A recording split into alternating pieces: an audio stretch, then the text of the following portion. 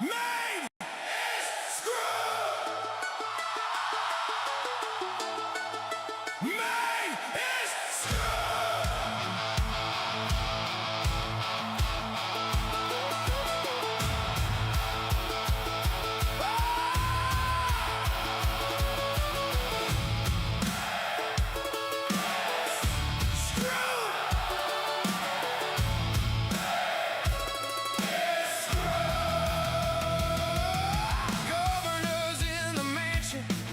crazy every day, smiling while the whole damn state's sliding away.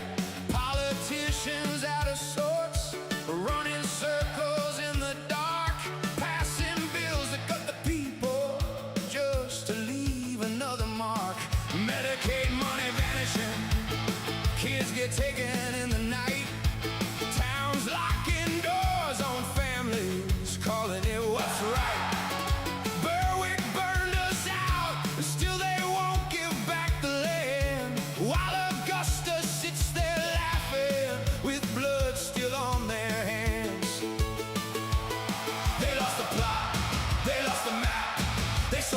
For a photo op, out of touch, out of time, out of their minds. Maine is screwed. The governor's crazy and the whole crew's lost. Maine is screwed. Politicians out of sorts while the people pay the cost.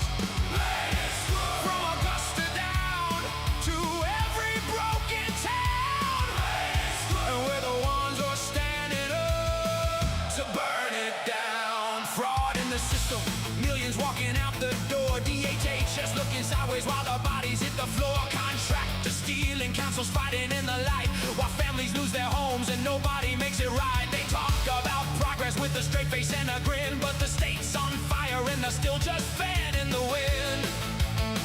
Oh, we filed a federal case, they're still denying every claim. Same old machine, same old lies, same old dirty game. They lost the plot, they lost the map, they sold the future for a photo op. Out of touch, out of time, out of their minds. Maine is screwed. The governor's crazy and the whole crew's lost. Maine is screwed. Politicians out of sorts while the people pay the cost. Maine is screwed. From Augusta down to every broken town. Maine is screwed. The way life should have been. You cross the bridge on 95 and something shifts. The air changes. The world slows down. This is the land that built legends. Where Joshua Chamberlain held the line at Little Round Top and saved a nation. Where Stephen King dreamed up our darkest fears from a Victorian mansion on a quiet street. Where Paul Bunyan still stands tall in Bangor, watching over a city that once roared with industry. Where Belgrade lakes shimmer gold at sunset. Where the Nubble Lighthouse has guided sailors home for over a century. Where Katahdin rises above it all, from first light to last. But something happened to Maine. Funtown is silent now.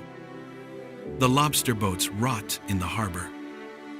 The streets of Portland are lined with tents. And thousands of Maine families have been torn apart. Not by tragedy, but by a system that profits from their pain. The money keeps flowing. The budgets keep growing. And the people of Maine keep asking, what happened to the way life should have been?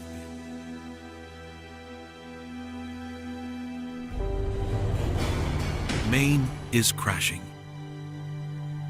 And just like that B-24 that went down over Katahdin, nobody is coming to pull it out of the wreckage. Maine's Child Protective Services has been breaking apart families at a concerning level. And no one is paying attention. Until it's too late. Maine. We are more than too late. We have destroyed our next generation by kidnapping the very children who were meant to carry the Maine heritage forward. The children of lobstermen and loggers, of farmers and fishermen, of teachers and tradespeople. Gone, ripped from the families that built this state. They thought we just comply, but every lie they told is fuel to the fire tonight. This ain't a protest, this is a reckoning call. Maine is screwed, but the people still stand tall.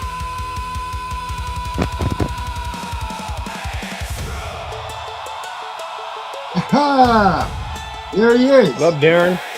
Here we are. My friend. My good friend. The Angry Citizen. What's a good word? Honest Jam man. music. Hold on. Here we are, Maine mattress. Maine mattress. Here we are.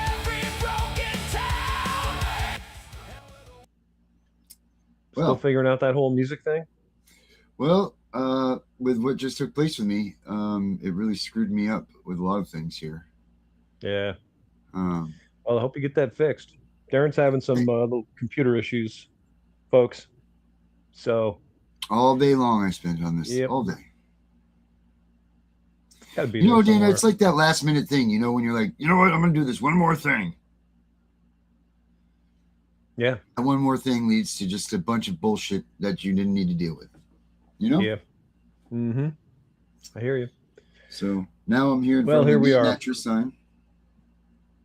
Yeah, I like the Maine mattress concept. Yours is backward, by the way.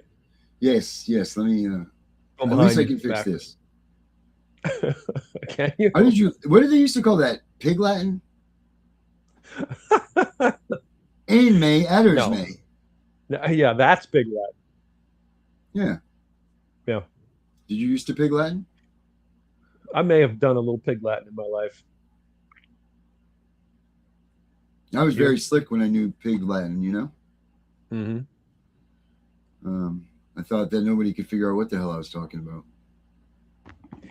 Well, some people don't. You know, the I first time think they heard that- it, they might not know. Yeah, is Pig Latin the main thing? It's not unique to Maine, no. It's worldwide, as far as I know. I wonder if people from other countries use Pig Latin in their languages. Yeah, especially from Latin countries. Well, I was thinking maybe like people from like France or French Pig Latin. Yeah, because they'd be like, le amja, something like it'd be hard. You know? So Do you know what? what? Did you? Oh, sorry. I just found something out today that I wanted to share with you.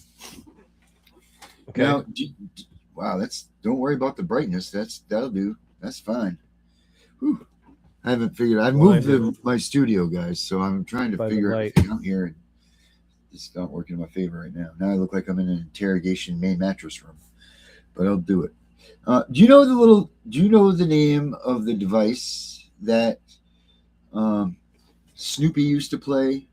It's that little thing that you put in your. Called the Jew's harp. I never knew it was a Jew's harp. I thought it was a juice harp. Yeah, I thought so too until I saw it written somewhere at one point, and it's actually a Jew's harp. And no, that's not anti-Semitic, so calm down. Right. No one hates Israelis. It's just that's the name of it, Jew's harp. Yeah. And it does some sort of frequency thing to your brain. Does it? Yeah, it does. It's another one of those conspiracy things, but yeah, it somehow creates the tone that it creates makes you be anti-Semitic, I guess. To be honest. So, well, do you know about the NOEDs? I think they're called. I have no idea what you're talking about, so no, don't know what that is. Well, it's kind of a big deal, brother, and it really is. And I know this is off the topic of what we're going to talk about here, so let's just take a second for this because I think that this is a very important subject. I just ran into this today. All right, now so I'm going to be very, very shifty at best of my explanation. So I'm going to try to see if, while I'm doing this, to get this little explanation for you. What it is so instead of Moses and us following the Moses and all of that, for the Bible and everything, it's Noah's version of the story, and it's their story to follow. And it's just a difference of laws. It's a difference of it's just a whole different way. But the Jews have made this the new religion, and as a matter of fact, they're having the first worldwide summit coming up here in just a couple of months. Most people will be like, "Well, what's so bad about this?" Well, they're calling for the death of any persons that speak and accept Jesus Christ as their Savior. Really? Yeah, and Donald Trump is the one that, remember how he keeps saying that he doesn't even need to be here anymore? He can go over to Israel and he'll just do blah, blah, blah. It's to be a part of this this religion and run it. And this, I looked this up today, man, and this is not, they have what they call conspiracy theory and tinfoil hat and everything, and this is not that. Let me just get this so I can get this for you here. It actually scared the dickens out of me today, dude, to be honest. When I started looking into this stuff, I said, oh my God, because it is exactly what it says in Revelation. It's exactly of what the 7 Noahide laws is what it's called. Noahide. Do not worship idols. Do not blaspheme God. Do not murder. Do not commit sexual immorality. Do not steal. Do not eat flesh taken from a living animal, and establish courts of justice. It's let me see. There's this one here that I'm just going to pull up. It's like a 2-minute thing, dude. And then you can go on with what we were talking about. I apologize for this, but I really wanted to. This is very important, dude.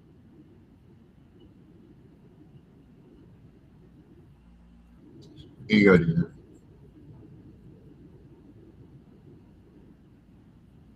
Thanks to all the Zionists in the United States of Babylon the Great. And coincidentally, we're now having this year the first International Congress of Noahides, in which the focus of this meeting is to scatter global Noahide communities into a formally structured, unified international movement, meaning worldwide. Now, I just want to remind you, the United States military is the only military in the world to have a military base established in every single continent of the world. Meaning this, if Israeli and the United States now join together, now Israel has a hand in every single nation and continent of the world via the greatest military in the world, the United States, Babylon made great again. And just to ramp things up, right now in Spain, you have the big border crisis, which is only going to escalate things with the leader over in Babylon the Great and his immigration policies and his military policies. So now everything is being set in place for this man, the champion of the Noahide law, to join forces with the Israeli military and have a military force globally, while at the exact same moment in time, we have the first ever international Noahide meeting conference taking place over in Israel, November 2nd of this year. Also the same year that Donald John Trump proclaimed that he was chosen to start the War of Armageddon, and all the other crazy things we've been covering here on this page in the past 3.5 years. So, if you're having a hard time understanding the importance of this video, maybe watch it again. If you understand this, share it out and warn someone else of this very important stuff that you need to grasp a hold of today. Hello, everyone. I want to talk about something very important. There you go. Hopefully that's enough to intrigue some of you to go and look, because it's an important message. So anyway, go ahead, Dana. Well, onward and upward. So I don't know if you've been keeping track of the governor's race here or not, but I've been doing a lot of research, checking into all the different aspects of it. I think it's a little discouraging, honestly. Like, I would like to see someone really emerge that can totally fix our state, but I'm a little discouraged about it, honestly. I don't know if I see it. What is the issues? What is the number one main issue for the governors to face this year? It depends who you ask. That's the thing. And they're talking about. There's a guy here. I don't know if you've heard of him, Bobby Charles. He's the kind of Republican conservative choice to at least some extent. And I was looking online today, just reading some of his posts and whatever. And there was a post on there that said that he had wanted ICE agents to be stationed at the polls during the elections and check people's ID. And it's funny, people get very polarized, totally take a side on issues, and they kind of lose track of the important issue, which is that, like I'm all about voter ID and voter security, but if any agent comes to me and tells me they need to see my ID, I'm going to tell them to pound sand. I'm a constitutional American. I don't owe you any damn explanations. I don't owe you uh, an ID. And in fact, no one can ask you for an ID unless there's a specific reason. Like if you go to buy cigarettes, someone's going to ask you for an ID or alcohol. And if you're driving in your car and you get pulled over and it's a legitimate stop, then the police can ask you for, your driver's license. But, if you're just like stopped on the street corner, and cops will do this, they'll be like, you got any ID on you? Show me some ID. You don't have to. There's no law that requires you to show an officer an identification, and there is no law that requires you to show one if you go to the polls. So, Are you saying that we don't have to produce our ID to the police in the state of Maine? Correct. Yeah, they'll tell you do, and they'll threaten you and try to coerce you and tell you they're going to arrest you or detain you or whatever. But no, they don't. I can look this up if you want. There's a specific Supreme Court case where for sure they ruled this, and I've always known it because it's just, I mean, the whole system is so wildly corrupt, and people tend to be very sheepish. They tend to do what they're told for the most part. People are told, do this, do that. You have to do this, you have to do that. They'll do it. They'll mostly do whatever they're told. Very few people are cantankerous like you, me, and Tiffany. Right. Taking on seismic things. So it looks like Robert Charles was the leading man for the red, and then what's this guy's name? Nirav Shah. Yeah, Nirav Shah was the head of the Maine CDC during the scamdemic. He is a scumbag. He is a scum-sucking piece of shit. So I hate this guy so much. So we don't endorse him here at Maine Matters. Clearly, I sure as hell. He's not an endorsable guy.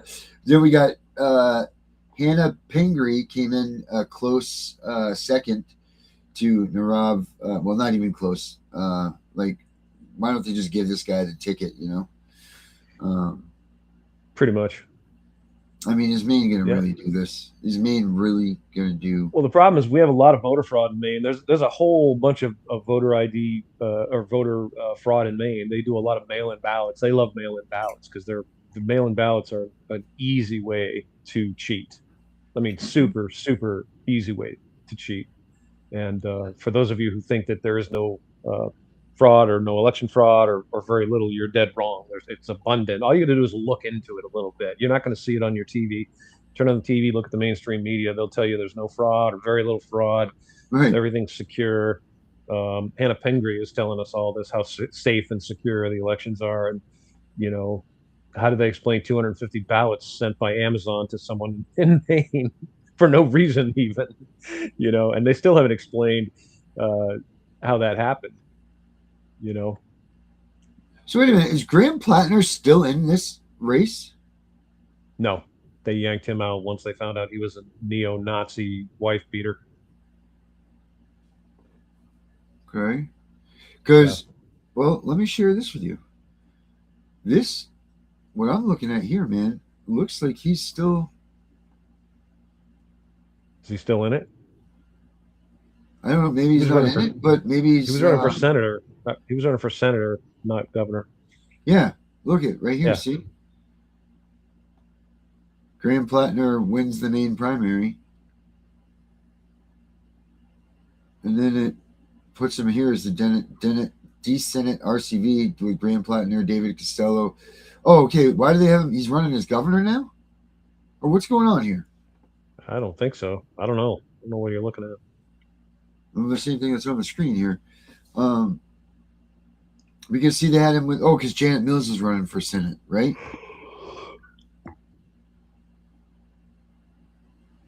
Correct. Is she? Yeah, she stepped down from being governor. She's not running for governor. She's running for a Senate spot, I believe. Yeah, she's not running for governor again because she can't. But Yeah, because the winner of this goes against Susan Collins. Okay. the primary race. But see, it shows here that Graham Plattner with David Costello and Janet Mills shows the 0 votes in Susan Collins is still the incumbent, and they haven't done, so they obviously haven't done the Maine Senate primary results yet. And this is last updated today at 3:54 p.m., dude. Okay. It says, after years of winning, blue-leaning Democrat Plattner took control of Democratic primary months ago with Maine Governor Janet Mills opting to suspend her campaign. All right, man. I don't know. God help us. He's not going to. I think it's safe to say that Susan Collins is probably going to be reelected, unfortunately. Unless you're into that lesser of two evils paradigm, in which case, yay, My brother, let me tell you something. If Janet Mills somehow, some way pulls these strings to get Susan Collins, which I don't go red or blue, you know what I mean? I think this woman is straight up a jackass a lot of times. I don't necessarily care for her, but like you said, that paradigm. But if Janet Mills could pull off a win over that, oh my God, I would leave the state of Maine, which I'm sure a lot of people would welcome. You know? Yeah, well, I mean, I don't know, but that's the problem. A lot of people have left states all over the United States. That they've left their home state to move somewhere else. But you know what? Sooner or later, we're going to run out of places to go. You got to take a stand somewhere. So I'm dying right here. I'm living and dying in Maine. It's my home. I'm not leaving. I don't know where I want to be buried, but it's not on this soil. Yeah. I mean, I can understand.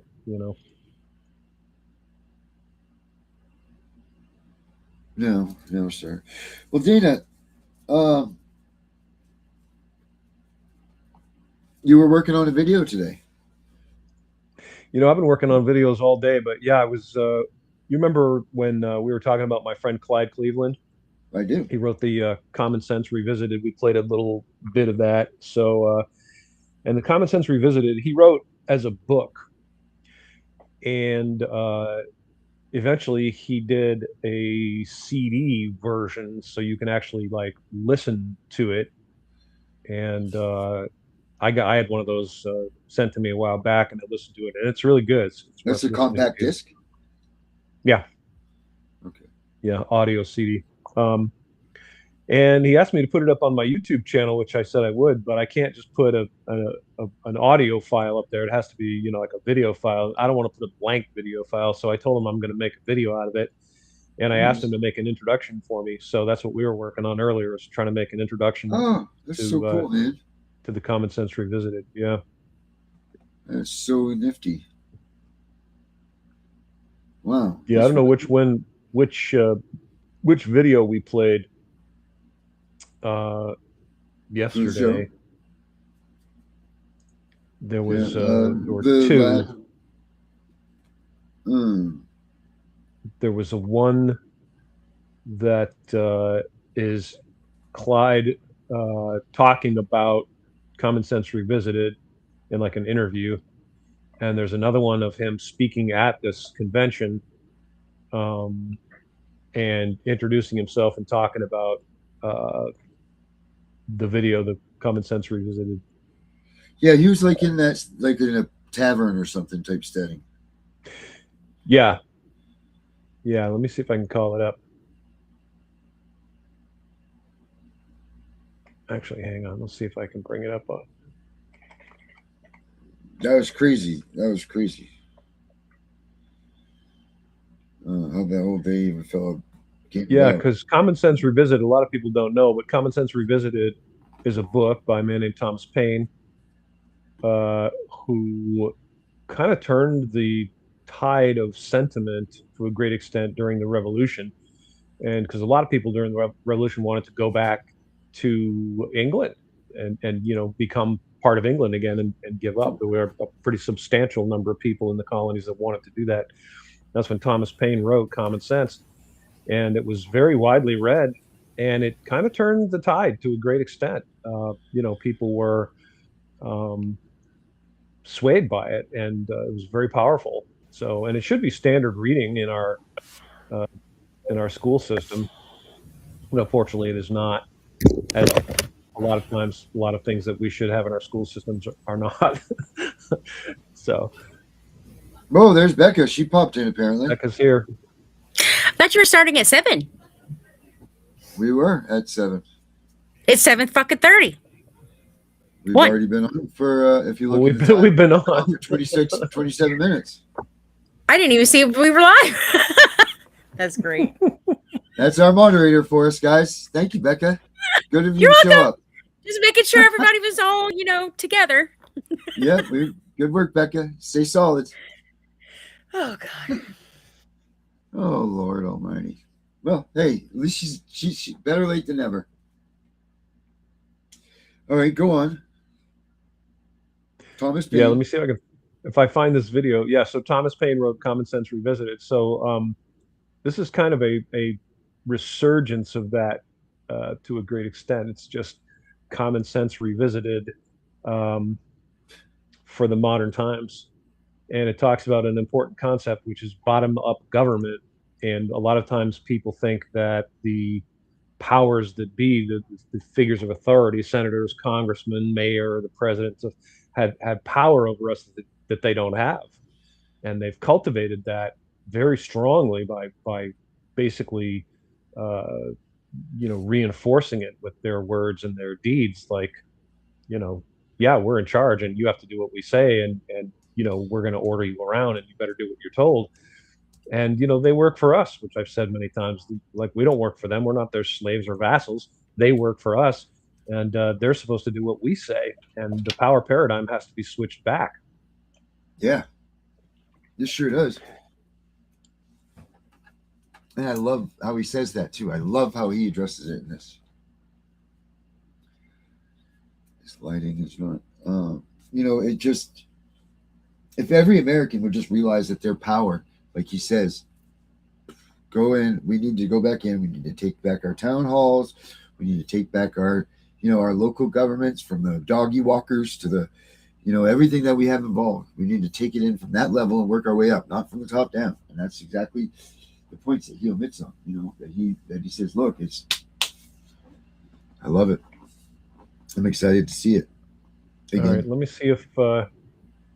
Hopefully this will work. I don't know if last time I think we had a problem with this where you guys couldn't hear my sound. Yeah, you had to send it to me, remember? But we should be able to fix this issue. We shouldn't make this yeah, we should do that probably before we go live, but well, I mean, Becca's here to let us know what time it is, so that's perfect. And that we're late. Yes. Sorry, Becca. All right. Do we have audio? Okay, so there it is. We're going to get this, D. See if we can hear it. I'm going to start it now. Let me know if you can hear it.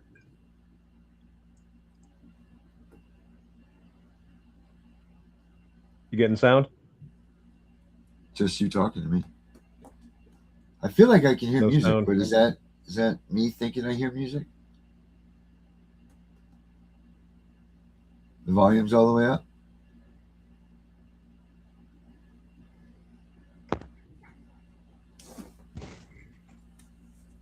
How's that? I cannot hear anything still. Hold on. See if we can...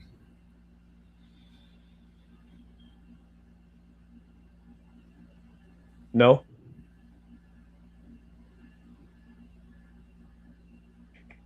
Negative, sir. What the? Yes, no, maybe. Okay, so hang on. I'll send you the link. I wonder why it's not working. Oh, yeah, we did this because you're on Firefox, right? You said? Yeah, it's probably Firefox. Oh, Okay, I sent you the link. by the way, don't like last night when we were playing that I'm Just a Bill. Did you get the notification, Darren, that they kicked it off? They like cut us off at like 23 minutes of the show Oh, did they really? for copyright. Yeah, for copyright Of course they from did. Disney. Yeah, I didn't even get a notification about that today. Yeah, I got it last night, and I'm like, Galicia texted me. She was like, Nice. they did the they cut your stream off. I'm like, what? She's like, yeah, like 23 minutes, and it was on there. It said that we were trying to copyright I'm Just a Bill. Well, Nice. it's on YouTube, so I'll just have to argue it, and it'll win. So I mean, it's Right. YouTube's property. Well, We're that was on using it Facebook too. That was where it flagged me Oh, because it Nice. broadcast on my Facebook too, and that's where it flagged me at. no, well, hell with them all. It's just a bill. But here he is. Here we go there, Dana. We got Clyde J. Cleveland coming at you. Do you have sound, Dana? You don't have it up yet. I hear you. Clyde's not on the screen.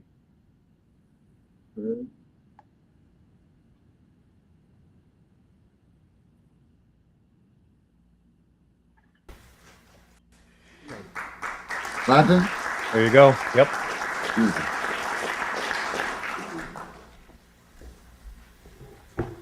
Thank you, Bob, and thank you especially for putting this event together. This is incredibly inspiring to be here. I'm grateful for everyone who put this together and honored to be here.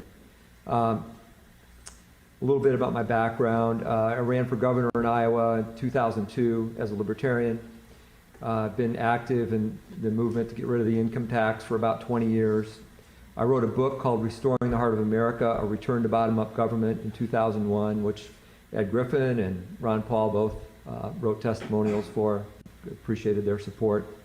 More recently, I was involved in the Ron Paul campaign. I'd like to report that our county, Jefferson County, Iowa, was one of the only counties, I believe, in the entire country to have a victory for Ron Paul, 37% of the vote.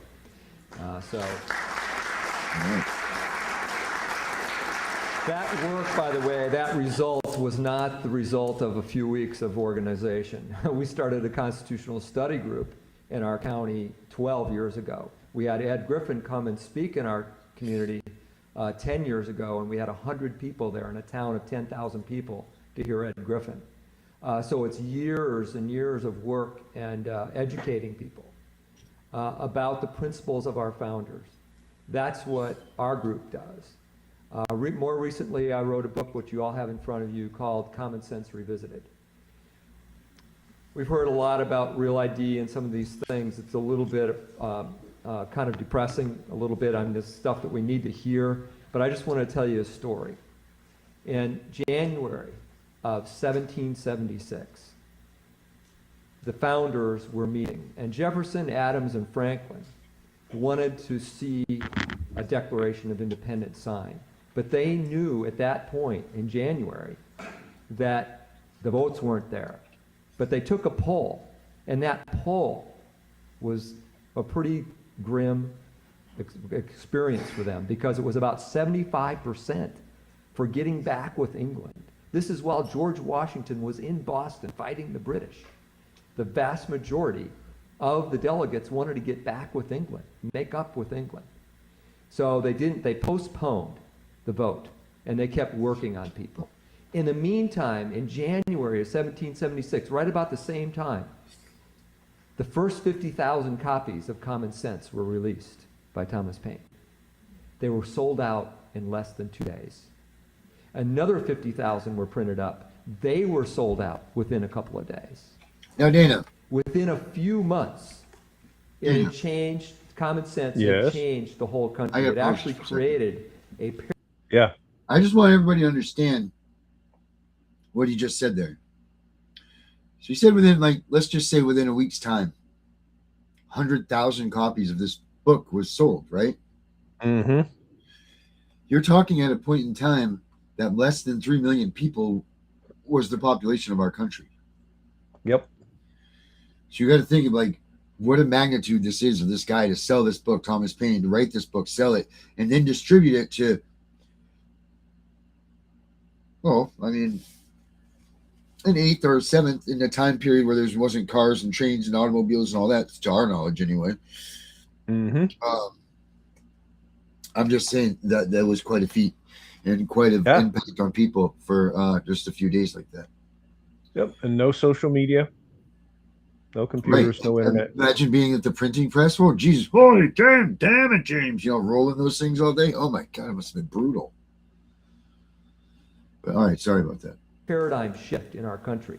George Washington wrote in March, "By private letters which I have lately received from Virginia, I find common sense is working a powerful change there in the minds of many men." It shifted the consciousness of the colonies. By the way, 500,000 copies were sold in a country of less than 3 million people. Woohoo! Most historians believe that almost everybody read Common Sense. So I knew this, I read about 6, 7 years ago, and I thought, if somebody's got to write something that'll do what Common Sense did. And then, the whole thing, if not you, who, and all that, I was thinking, I got to do this, but I was busy with my campaign, and I never got around to it. And then one day I turned on the TV, and I saw one of Ron Paul's early Republican debates. And I saw him up there, and I saw him being maligned by the master of ceremonies, being maligned by the other candidates, but speaking truth to power. And I thought, at 72 years old, if Ron Paul can do that, I can write Common Sense. So I sat down and I started writing. And I'm very excited about it. We've sold over 35,000 copies now. Right. And we're about ready for our next printing. But it's been amazing. Of course, Ron Paul endorsed it, and he put it on his Campaign for Liberty site. Gary Franchi made it his last September should get this to issue, Dennis and that Ball. really kicked things off. But basically what we do, folks, is the same thing Thomas Paine did. Thomas Paine showed people the difference between government sovereignty and individual sovereignty in a common sense way that everyone could understand. And it resonated with the hearts of the people. And what we've done is we talk about indigenous power versus surrogate power.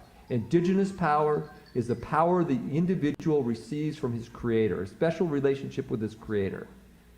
Individual sovereignty, indigenous power, same thing.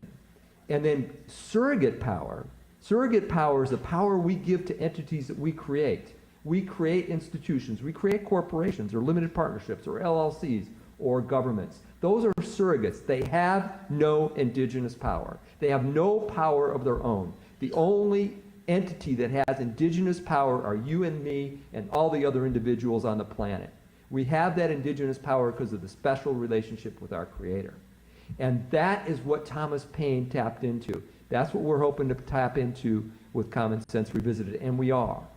And once people realize that they have the indigenous power, then we can, all this stuff that we're concerned about here can be wiped away because we can get the people to realize what's going on. And I see my time is up. I just want to end with a quote. And this quote, in terms of the Continental Congress, I'm very excited about it the way I fully endorse the efforts that Bob has made and the Continental Congress. I think it's a great opportunity for us to return to the founding principles.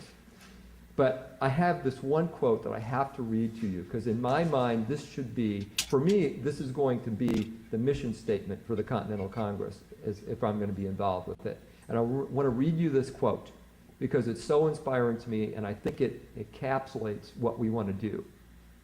This is a quote from Thomas Jefferson to the Georgetown Republicans in 1809. This is a year after he finished his second term as president. "The principles on which we engaged, of which the charter of our independence is the record, were sanctioned by the laws of our being, and we but obeyed them in pursuing undeviatingly the course they called for." Thank you very much.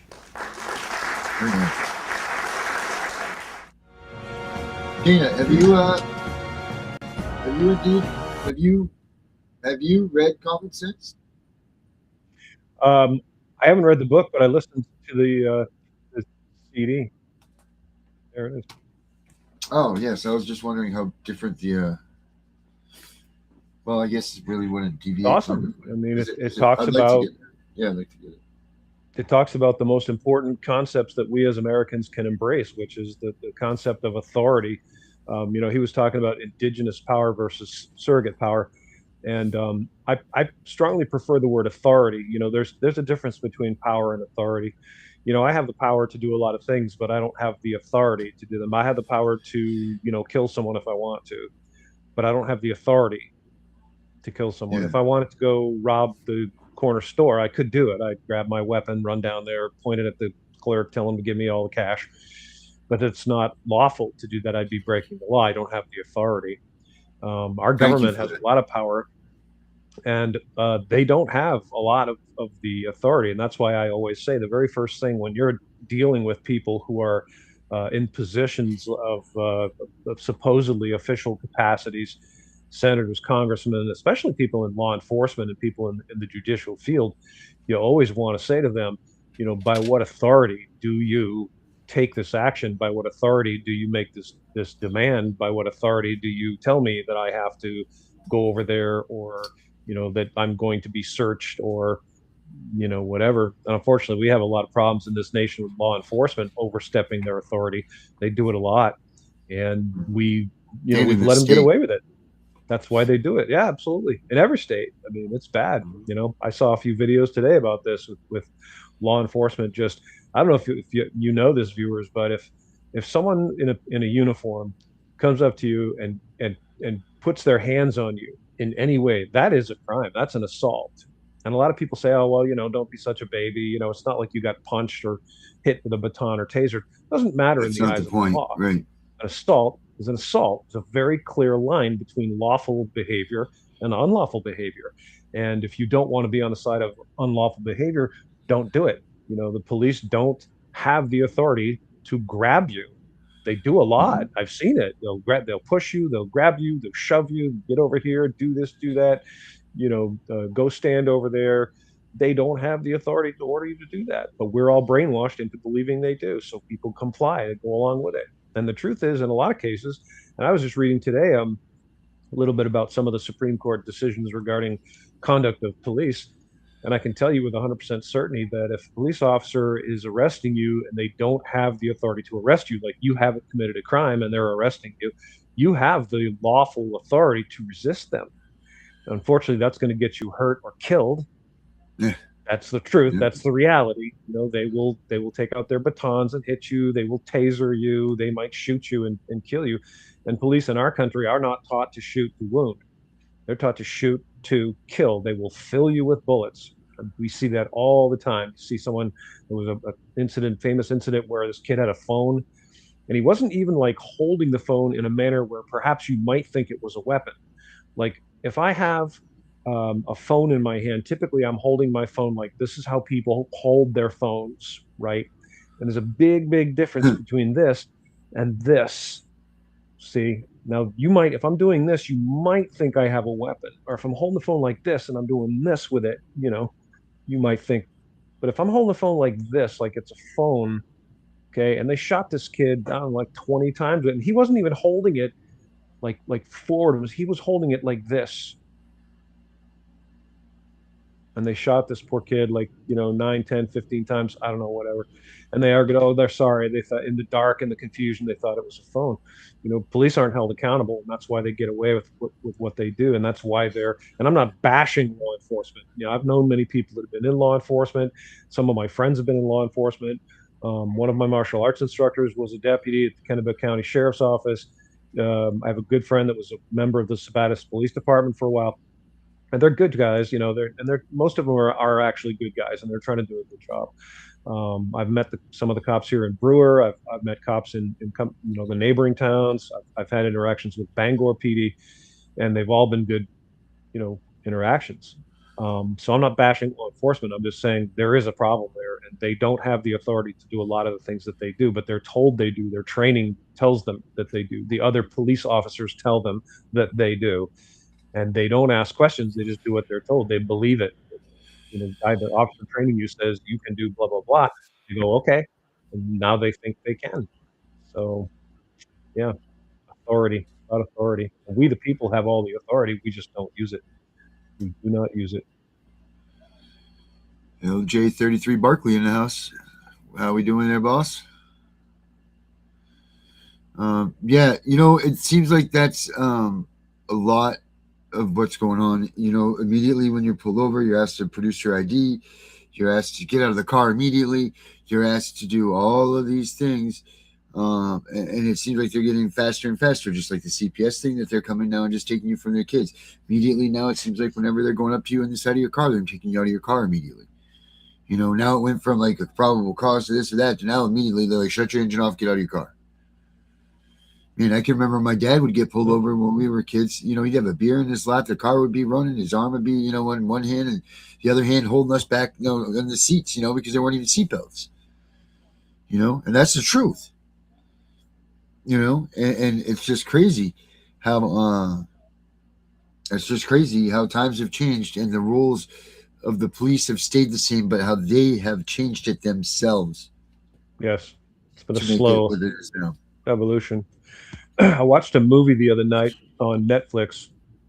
I don't remember the name of it. This is a Western. And there's a scene where there are three men on horses. They approach a house, a home. But this house is like out in kind of the middle of nowhere. So this isn't in part like a city or whatever. And they stop at the edge of, there's like a fence around the house. So there's a yard, there's a house, there's a yard, there's a fence there. And these three guys, they ride up and they stop. And the front door of the house opens, and a man, obviously the guy who lives there, walks out of the house. He's got a pistol in his hand. He's not pointing it at them. He's just got it in his hand, right, held down at his side like this. And he says, who are you? What are you doing on my property? That one of the guys says, I'm Sheriff such and such from blah blah blah, and we're looking for this fugitive and blah blah blah. If you walk out of your house with a gun in your hand, the police will kill you immediately. They will shoot you, and they will say, we were in fear for our lives. He had a gun, in fear for our lives. You will hear calls over police radios, or people make phone calls to the police, and they will say, there's a man with a gun. In America, I'm here to tell you, a man with a gun is not a crime. Having a gun is not a crime. Right. And in and of itself does not give anybody the right to interfere with you unless you are pointing it at people. Then we have a problem.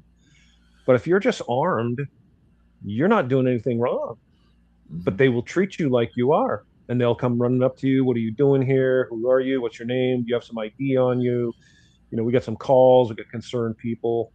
A while back, when I used to pick up my son at school, there was a post office vehicle that used to park in the parking lot. And this guy would park in the parking lot almost every day in a way where he was sitting in the parking lot staring at the school when the children were getting out of school. This was really creepy to me, very creepy, right?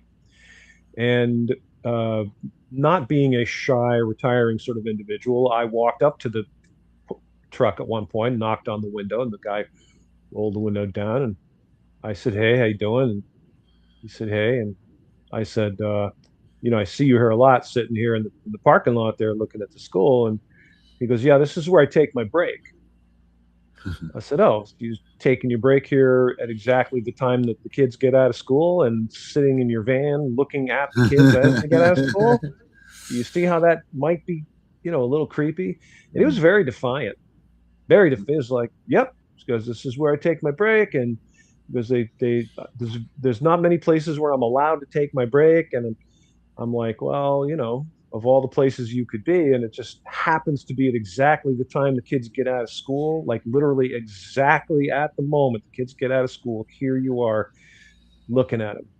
And I told the school about it, and they said they would have a talk with the post office. And a couple weeks later, I went back, and he was there again. And so I got my camera out, got my trusty phone camera out, and I snapped some pictures of him, and I put up a Facebook post. And I said, I want to believe that this guy's not doing anything wrong. This isn't weird, nefarious, creepy. He's just some post office worker just taking his break. Everything's fine. I said, but the father and grandfather in me kind of wants to haul him out of there and beat the piss out of him. Yeah. Absolutely. So I was immediately attacked on Facebook. very viciously attacked on Facebook. And, I was told I was a psychopath, homicidal stuff. Poor guy's probably afraid for his life because, I know. some homicidal psychopath wants to attack him. And then I got Yeah. a call from the Brewer Police Department. That's real. Facebook pulled my post. Yeah. I talked to the cop and I just said, hey, he said, we've gotten some calls about your post. I said, well, I'm a lawful and constitutional American and I don't advocate violence. And if you read the post, you will see I wasn't advocating violence. I didn't say I'm going to beat the piss out of the guy. That's not what I said. See? But nevertheless, there I am answering questions, accounting for, my words, even though I think I had a very reasonable concern. And Yeah. it would have been Very effortless for much. the guy to just go somewhere else. Just keep driving, man. Drive down the street. I said you could park at the police department. The school was very close to the Brewer Police Department, so you could just go down park in the police department parking lot. I even told the woman online that was bitching at me because she said the poor guy was probably afraid for his life because I'm such an angry psychopath. I said, well, if he's afraid for his safety, why didn't he just go park in the police department parking lot, right? Safe.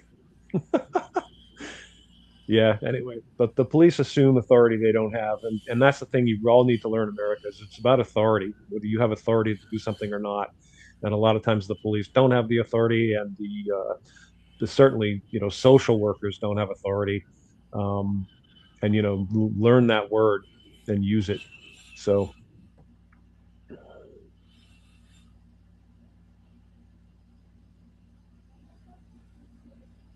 Darren's died. Nope. I'm right over Are here. you dead, Darren? All right, good. Nope. I'm right Don't over die here. on I'm camera. trying to.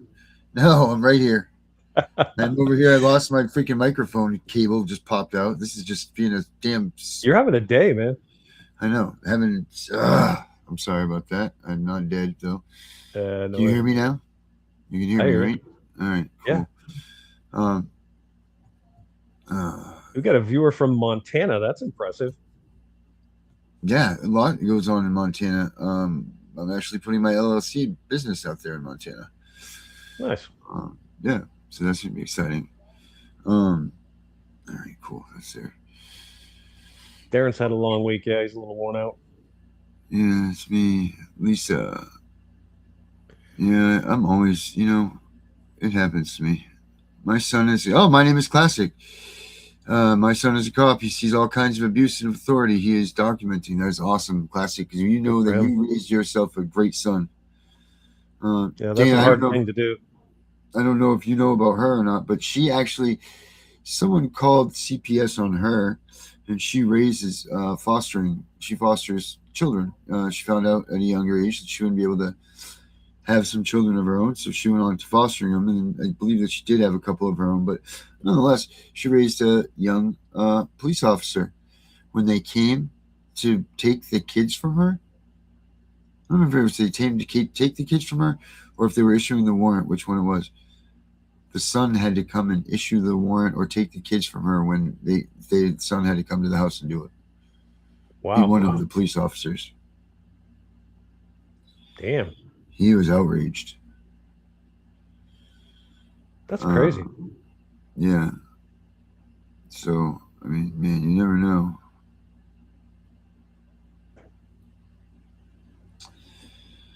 Man, oh man. Yeah, that's tough. And there is unfortunately a culture within police circles Yeah. of basically not speaking out. If you speak out, if you see another police officer doing something they're not supposed to do, you have to keep your mouth shut. And if you don't, you're called a rat, and they will hate you, and potentially you will be attacked, beaten, at least ostracized from the police, and perhaps even killed. It's pretty sad. I'll bring this up real quick to Barkley. You can get a hold of us at I'll give you this, the CPSV Hunting Justice at gmail.com if you want to go ahead and book to be on the show. So that's CPSV huntingjustice@gmail.com. I'll put that link up there. And I also got Maine Matters Gmail for us. Dana, do you remember what it is right off the top of your head? I got No. Maine Matters, right? Well, hold on a minute. I'll have to look it up. Here. I did that one at Proton, correct?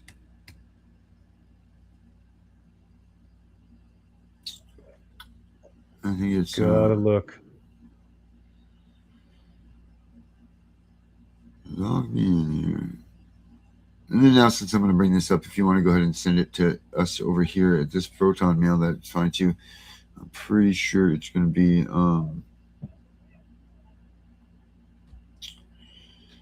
sign in, please. I'm pretty sure. Maine Matters, yeah, it's Maine Matters at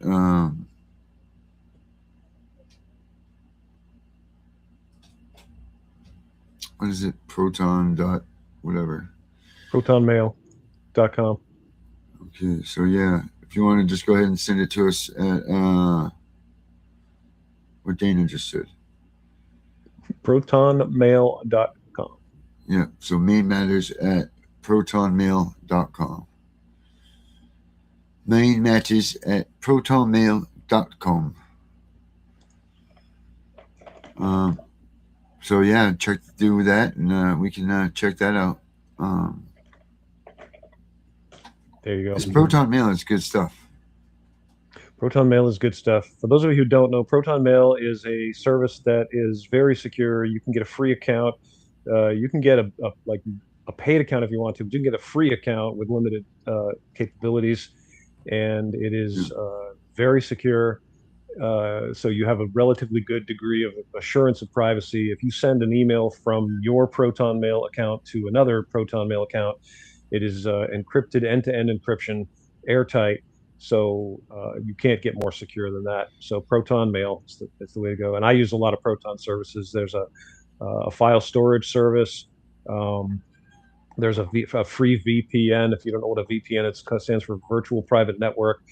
And what it does is it takes your IP address, which is your unique identifier on your computer when you're sending and receiving information on the internet, and it creates a substitute one that will make your communications with the internet more secure. So check it out, Proton Mail. No, they don't pay us. That was a good one, Dana. I was like, wow, man, that's smooth. It's good resources. Yeah, good to know. It was. I liked Yep. it. I liked Yeah, it a lot. the internet's a jungle. My son's mother asked me the other day about, she began to be suspicious, like maybe her phone was activating. Like she said, it kept like the green light was flashing at one point. And she started asking me about, is it possible that your phone is sending, like your phone has, we know, a microphone and a camera on it. Is it possible that someone might be listening into your conversations? And I said, yeah, it is possible.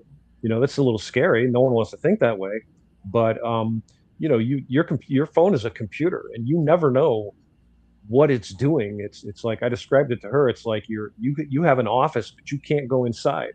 Yeah. You can use it, and you can talk to the people that are in there. You can tell them you want them to do things for you, and they'll do the things you want them to do for you. But at the end of the day, you can't go in there. You can't look for yourself. You know, you say, I'd like a cup of coffee. Someone comes outside and hands you a cup of coffee. And you say to them, well, what kind of coffee maker do we have? Did you shut off the coffee maker? They go, yes, we did. Into for yourself that it's off? No, you can't.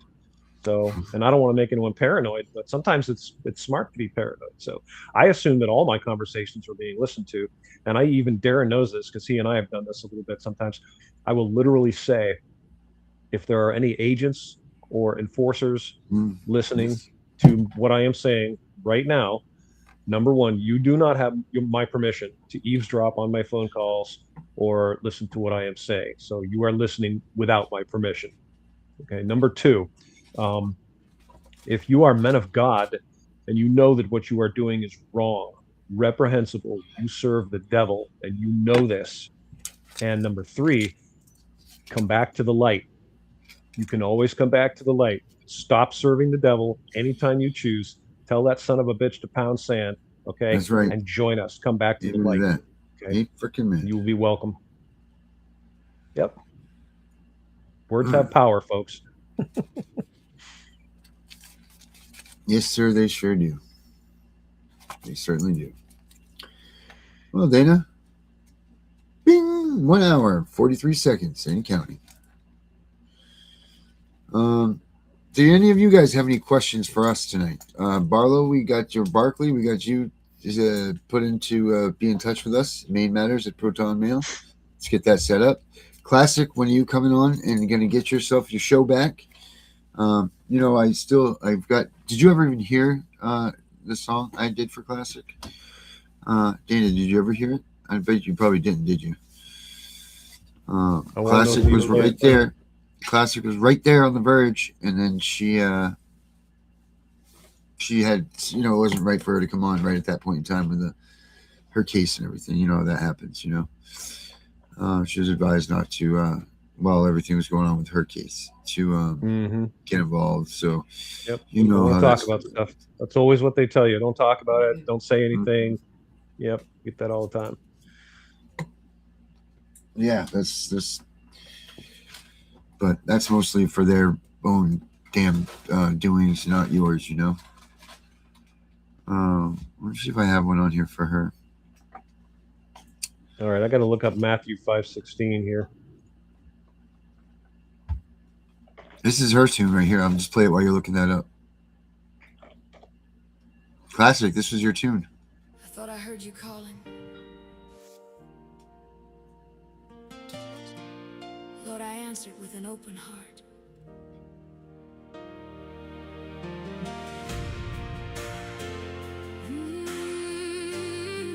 Are you going to read Matthew 5:16? Yeah, as soon as I get it up on the screen. All right. She walked in with a Bible and a hopeful prayer. Nice. All right, folks, here it is, Matthew 5:16. In the same way, let your light shine before others, that they may see your good deeds and glorify your Father in heaven. There you go. Amen to that. Amen to all of you. I might add, yea, though I walk through the valley of the shadow of death, I fear no evil, for thou art with me. Amen. That's that. This is Maine Mattress. Have a good night, everybody.